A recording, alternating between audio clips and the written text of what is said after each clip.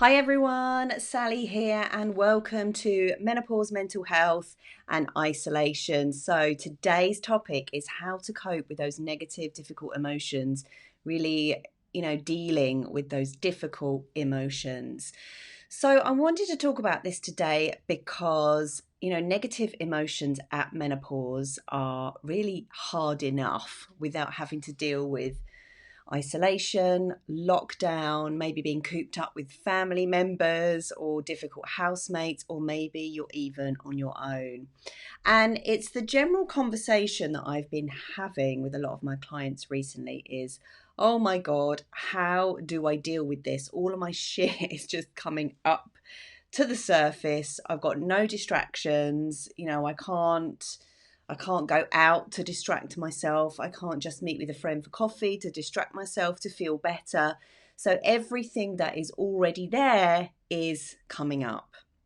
So let me know if you're watching. Do say hi and leave a comment for me. And thank you very much for being so supportive with the dress challenge last week. I really, really enjoyed doing that. And I'm going to think of some other really cool things to do, quite visual, quite a little look into my life for you all.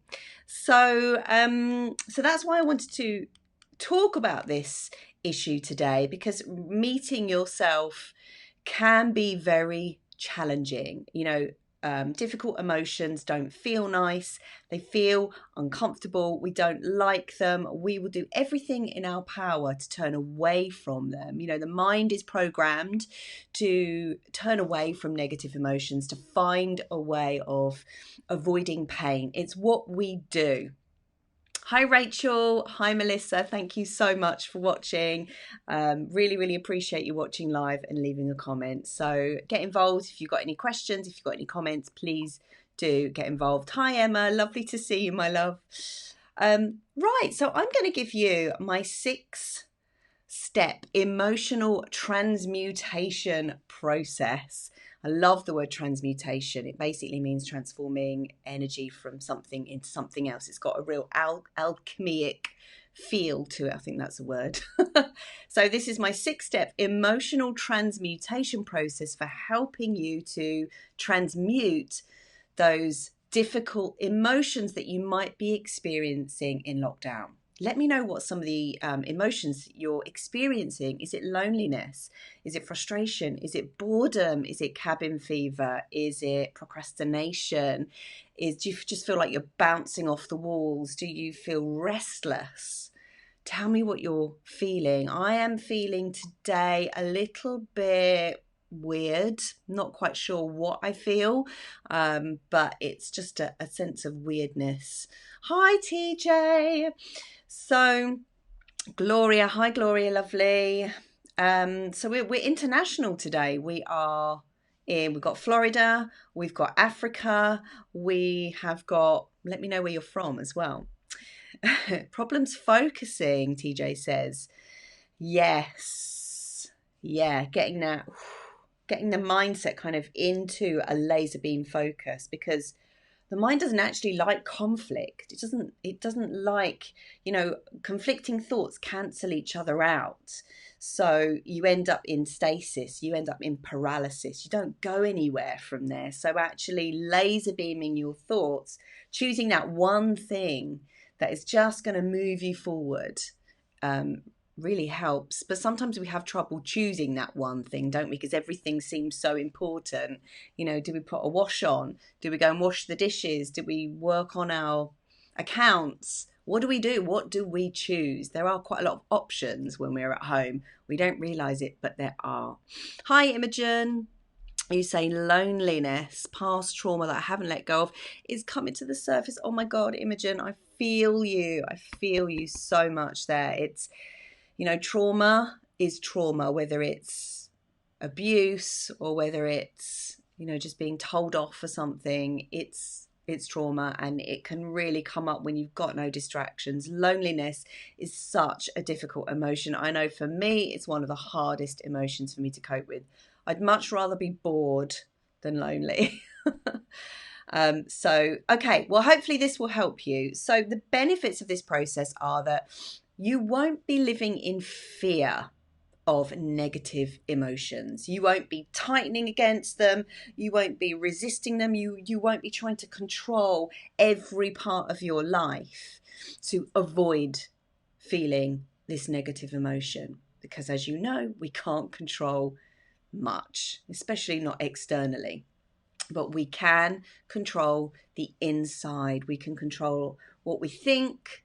We can control our behaviors. We can control our perspective. We can't always control our feelings. Our feelings on the way in, we can't always control. But when they've come in, we can do stuff with them so that when they're on the way out, you know, we have in that moment when they're on the way in, we can do something with them so that they can pass through us. I can't remember who told me that concept, but it's really interesting. I love that idea that emotions, well, they flow through you. So they journey through you. They come in and then they go out. Okay, so step number 1 is recognize them. Now, a lot of the time especially if you've been a busy bee or if you've been a type A personality, you will have probably been going through your life busying yourself. And busying yourself is a really good way of distracting you from hurt, pain, frustration, trauma, despair, self-loathing, all of those horrible things that we don't like.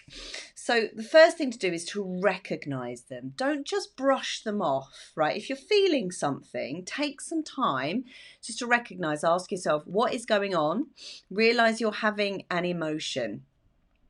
So if you are feeling maybe defensive, maybe restless, maybe uppity, maybe a bit grumpy, maybe just a bit agitated or a bit frustrated, recognize that there's probably something going on under the surface, which is usually to do with hurt, maybe abandonment, maybe, you know, goes back a long time, maybe goes back into childhood. So, you know, for example, underneath this feeling of, I get this on quite a bit, I'll admit, underneath the feeling of self-righteousness is fear of vulnerability. Underneath a feeling of needing to control could be a fear of loss. So it's really recognizing what's going on, feeling into the emotion, so sensitizing yourself. Actually, and I think a lot of people, you know, typically when I was growing up in the 80s and 90s, it was all about just powering through and not acknowledging your emotions. But now everything's stopped. We have an opportunity to recognize them. So step number 1 is to recognize what is there. Tune into yourself, quieten yourself down, feel what is going on for you. Step number 2, and this is the challenging one, stop the protective behavior. So this is about snapping your fingers. Once you've recognized what kind of funk you're in, snap your fingers and say to yourself, right, stop the protective behavior, the defensiveness, stopping the defensiveness, which is really hard sometimes, stopping the overreacting to the emotion, stopping the behavior that you're doing to try to prevent yourself from feeling that emotion, whether it's being overly busy, whether it's eating food that's not really good for you, whether it's distracting yourself with social media or going down that news rabbit hole, which is actually quite fearful. So this is really about stopping that protective behavior and letting what is coming up come up and out. So this is why a lot of people are feeling it right now, because they're not able to go and distract themselves, but they're trying to distract themselves at home with busying themselves. So this is about embracing them, accepting those feelings. If it's restlessness, if it's confusion, if it's loneliness, it's about not wishing them away and then turning towards them. So stop the protective behavior, allow it to come up and turn towards the negative emotion. This is really counterintuitive because every fiber of your being is going, no, this feels wrong, this feels horrible, I want to move away from it, what can I do to suppress it? But you, the conscious part of you, has to move towards it, because if the feeling is still there, it means it needs to be felt. If you want to heal it, you've got to feel it fully. And all the great spiritual teachers know this. This is what they all talk about. Don't suppress a feeling. Let it come up, let it come out. But in the same way, don't feed it, don't overfeed it, don't overreact to it. Oh my God, oh my God, oh my God, oh my God, oh my, you know, that one, we all know that one. So it's a fine balance to get. Don't, a spiritual teacher called Gangaji used to say, neither repress nor express. Neither repress nor express. So you don't push it down, but in the same way, you don't overreact to it. So let me just check any more comments. No. Okay. So that's step number 2. Step number 3, just feel the yuckiness of it. Okay. So even though they feel horrid, these negative emotions, I want you to see you're feeling them. The fact that you are sitting in them, you are processing those emotions, see that as a good thing. This is a perspective shift, and this is a really difficult one, especially if you have been stuck in a negative emotion for a long time. Now, usually in lockdown, the emotions tend to be fleeting. I don't know if you've experienced this. You know, it's like it comes in waves where we forget we're in lockdown, and then all of a sudden we're like, oh my God, you know, our freedom's been taken away. We can't do the things that we used to do, and it's sort of wave of panic comes over you and hits you, and that's okay. But it's about just feeling the yuckiness. It's the first step to healing. Now, if you can feel the yuckiness without repressing or expressing, and by that I mean over expressing. I think expressing is good. You can sing these things out, you can dance these things out, you can scream these things out, but you don't want to be hammering them too much. I've lost my thread now because I digressed. Oh yeah, if the more you can handle these negative emotions, embody them, feel them, let them pass through you, the less you fear them. So think of it like an athlete training in the gym. So if you look at a really beautifully formed athlete that's got the most gorgeous muscles, they can power lift, they can lift heavy weights.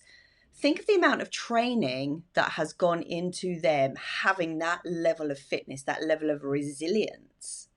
So they've been practicing withstanding huge amounts of physical pain. So much so that they probably don't feel pain like the rest of us because their minds are so used to it. We're very, very adaptable. We can become very used to negative emotions. Think of somebody like Nelson Mandela, who was in isolation for 27 years. You know, you actually get used to it. There's a feeling of familiarity. So what am I trying to say?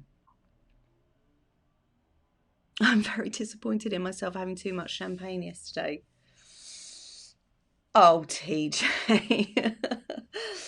Try not to be too hard on yourself. I'll let you into a little secret. I had a glass of champagne yesterday because it was Graham's birthday, and I had a little bit of cake, and it was the first bit of cake I've had in like 2 years maybe. But again, you know, feel into that disappointment. So feel into it, let it pass through you, breathe into it, which is going to be my next point actually. Feel into the guilt, feel into the shame, feel into whatever it is that is there for you, and then work it through, do an inquiry, which we're going to come to. So I'm on step number 3, feel the yuckiness. Just feel it and think of it as a training ground. I think it's Abraham Hicks that says the degree to which you've suffered is the degree to which you have potential to not suffer. So if you look at the people who have made it, quote unquote, I can't think of an example. There must be some that you'll know of. You look at sort of successful business people, or people, somebody like Lady Gaga, for example. Is that a good example? Probably not. Famous artist, a famous singer, somebody who's got world domination. If you look back at Bruce Springsteen, somebody like, they will have come from a really working class background. They will have suffered. They will have paid their dues. Maybe they've been homeless. They've scrimped, they've saved. Maybe they've gone hungry. Maybe they've made money, lost money, made money, lost money, lost family members, lost their health, really, really suffered. But there's some kind of resilience that is built through suffering. So feel into the suffering, embrace the suffering, move towards it, see it as a training ground, and don't see it as something negative. You can feel it as something negative because there's always going to be poles. There's always going to be positive and negative. But see it as a good thing that is happening to you. Really, really hard, but absolutely possible. Okay, number 4, name the emotions, like you've just done there, TJ. Name the emotion, name the feeling, close your eyes, breathe into it. So this is what you can do as you're turning towards the painful feeling. You close your eyes, you breathe into it, you name it. I feel disappointed in myself. I feel guilty. I feel shame. I just hate myself for this. I feel whatever it is that you feel deeply on the inside. Just get it out. Okay? So get real with it. And step number 5, opening the dialogue between you and the emotion. What's it there for? Why is it here? What's the emotion telling you? What pain does it want you to know? What does it want you to learn? Is it saying that you're being too hard on yourself? Is it telling you that you are fearing rejection? Is it telling you that you've got stuff coming up from childhood that needs to be dealt with? Is it telling you that you are shying away and you need to become more visible? Is it telling you that, I don't know, what's it telling you? And this is often the bit where the help of a therapist comes in quite useful, because they can offer you a different perspective so that you can see yourself from different angles. Much like, when you look at a car from different angles, you can see the different shapes, you can see the different contours, you can see the different lines, and it looks different at different angles, and it enables you to create a much bigger, more cohesive picture. So talking to somebody is really, really useful. And if you've got a partner or a friend, you can have a Skype call with somebody. It's really beneficial if you just speak, let that emotion out, again, without feeding it. Just ask the other person if they will hear you without interrupting and giving you advice, and ask the other person if they can literally mirror back what you have just said. So if we're having a conversation, I might say to you, I'm just feeling so restless today. I'm feeling really bored, and I don't like that feeling. I really want to go and eat some chocolate. I really want to distract myself, but I just feel so bored, and actually I'm starting to feel a bit sad, and I think that sadness is about not being able to see my family, and I'm really worried about my parents, or whatever it may be. And then get the other person to just repeat back what you've said and have them say, is there anything else? And so that gives you an opportunity to check in with yourself and go down another level. So this is the expression piece. This is about you, because there's 2 parts to us, isn't there? There's the internal there's the devil and the angel, right? So the devil is the ego, it's the negative part of us, it's the defensive part of us, the protective part of us, the chimp part of us, the reactive part of us. And then the angel is, you know, the internal Buddha, the wise one, the coach, the therapist, the healthy self, the unhealthy self, the healthy self. So we each have that person, and this is about, perhaps as you do this process with somebody, this is about allowing the two voices to be heard and to come into alignment with each other, so that you're not conflicting with yourself, because inner conflict, you know, creates all sorts of problems. It basically creates stasis and paralysis, where you don't move anywhere, and that creates frustration and irritability and all sorts of other things. So we want to be in alignment moving forward. And this process, opening up the dialogue with the emotion, or better still, if you can do it with another person, is going to really help you to come into alignment with yourself, and just to understand the emotion a little bit better and give it a voice. Because at the end of the day, we all just want to be heard. We want to be seen, all parts of us, you know, the negative parts of us, the ugly parts of us. We want to be seen. We want people, we want someone to acknowledge that we're okay, exactly the way that we are. All parts of us are okay. Even the darker sides, the shadow part. And you are okay. Every single bit of you is okay. So step number 6, trust that when the feeling no longer needs to be felt, it will pass through you. So when a feeling no longer needs to be felt, it won't be there. Feelings are ephemeral things. They're super intelligent. And, you know, often we don't understand them. They're not like thoughts. Thoughts we know sort of happen here. But feelings sort of, they're a bit more wafty. They're a bit more angelic. They're a bit more untangible. They come, they go, they change really, really quickly. Like, you know, like aromatherapy oils, the oil is very volatile. It's sort of strong and then it disperses really quickly. Feelings are like that as well. And I think it's really important to trust that if we do this process, if we move towards the negative emotion, if we try to understand it, if we talk it through, if we allow it to come up and out, then it will pass. It will pass. Just like gas passes, just like your skin sheds, cells renew. This too shall pass. This pandemic will pass and everything will return back to normal. Whether we like it or not, it will. Nature is always, always, always coming back into balance. And we are a part of nature. We cannot stop that.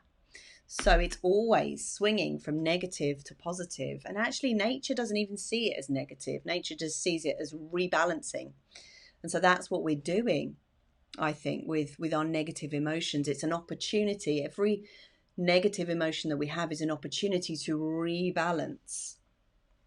But even positive emotions can be quite difficult. You know, euphoria is exhausting. Excitement is exhausting.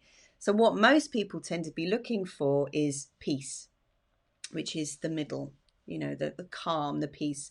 And I don't know about you, but some parts of this Easter weekend, even though this was supposed to be my wedding weekend, I've found so peaceful.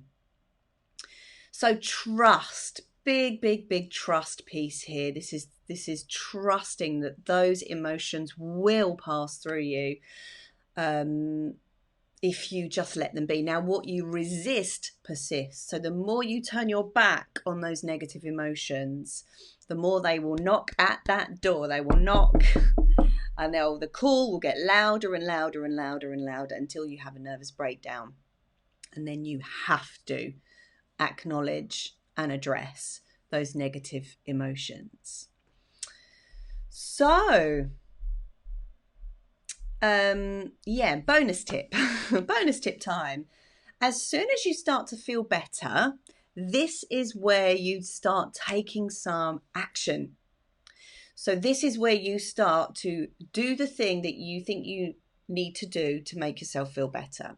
So what's the healthy self telling you in that dialogue? Is it telling you, girl, you need to go and get some exercise. Girl, you need to calm the exercise down a little bit. You've been doing too much. Girl, you need to go to bed earlier. You need to stop texting that bloke who's not good for you. You need to clear that damn paperwork. You've got to get onto your taxes.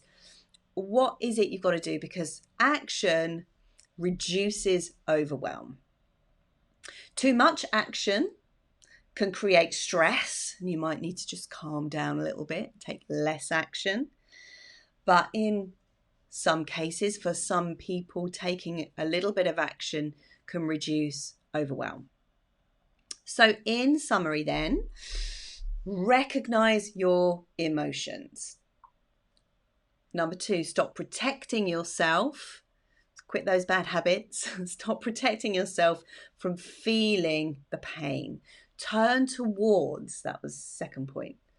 Feel the yuckiness, neither express nor repress. Just feel them. Then name the emotion, breathe into the emotion, let them pass through you. If it gets difficult, just hang on in there, shake, cry. Number 5, inquire. What are they showing you? What are those emotions telling you? Have a conversation with a friend. Have a conversation with yourself. Inquire. What's going on? What past hurts? What old programs are being run? What do you need to clear out? Where do you need to reclaim your power? Number 6, trust that when the feeling no longer needs to be felt, it will pass. Nature is always, always working to return to balance. You can't stop that. It's going to do it anyway, whether you try to help it or not. And you are nature, okay? So, Mags. Hi, Mags. Just tuned in. Some gold I needed to hear today. Will replay from the start to take it all in. Awesome. Okay, so if you do this, if you do all of these steps, you will become so resilient to anxiety, sadness, pain, grief, loss, fear, loneliness, disappointment, jealousy. You'll become resilient and you'll just go, oh, that's loneliness. Oh, that's boredom. Oh, that's jealousy. Oh, that's defensiveness. Breathe. And this process just becomes like one thing that you do once you learn how to do it. I've broken it down into steps, but for me, this is just one thing that I do and sort of slot it in on the go, really. So you won't be living in fear of negative emotions. You won't be tightening. You won't be trying to control everything so that you don't feel a negative emotion ever again, because you know you can just live and let live. You can cope. It makes you so nice to be around when you're not having to control what other people think or put your point across all of the time. You can just be. It's great. So my challenge to you is this. I would like you to feel into this, see if it feels right for you, see if it feels like something that you want to do. Feel into one habit or behavior that you have got that's actually not working for you right now. So I'd like you to think about relinquishing one of these habits or behaviors that's not working for you. So maybe it's the cake, maybe it's the champagne, maybe it's the wine, maybe it's the work, maybe it's the texting, maybe it's chasing after men, maybe it's sleeping too much or sleeping too little, maybe it's inactivity, maybe it's procrastination, maybe it's mirror checking, maybe it's like an OCD behavior that you've got, some kind of compulsion that you've got, maybe you're obsessed with something right now. Think about something that you would like to let go of or relinquish and go through this process, because when you decide to relinquish and when you decide to stop doing the behavior, the emotion that you're trying to protect yourself against using this behavior will come to the surface.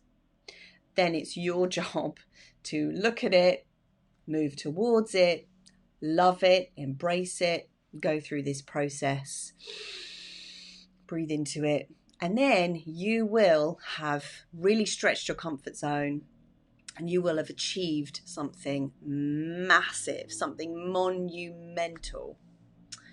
Okay, so I think that's all for now. Just bear with me 1 second. I've got this new piece of technology. Ecamm Live will only receive the... I'm just going to do something. Okay, no, I'll do that next time. Sorry about that. Okay, my lovely ones, thank you so much for joining me. By the way, go check out the podcast. I launched my new podcast last week on the 10th of April called The Menopause Mindset. It's on all the major platforms. And the first one was just an introduction to it with my perimenopause story, which I'm sure you probably all know about right now. But if you want to give it a listen, I'll be so grateful.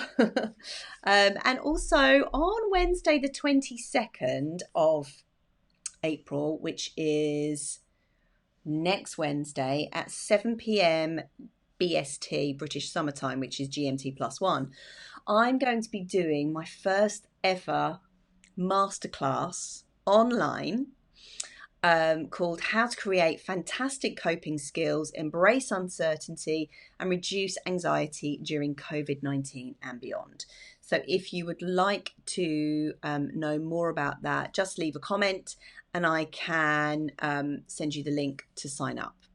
All right, lovely ones. Thank you so much for joining me. Really, really appreciate it. I will see you next Monday. Bye.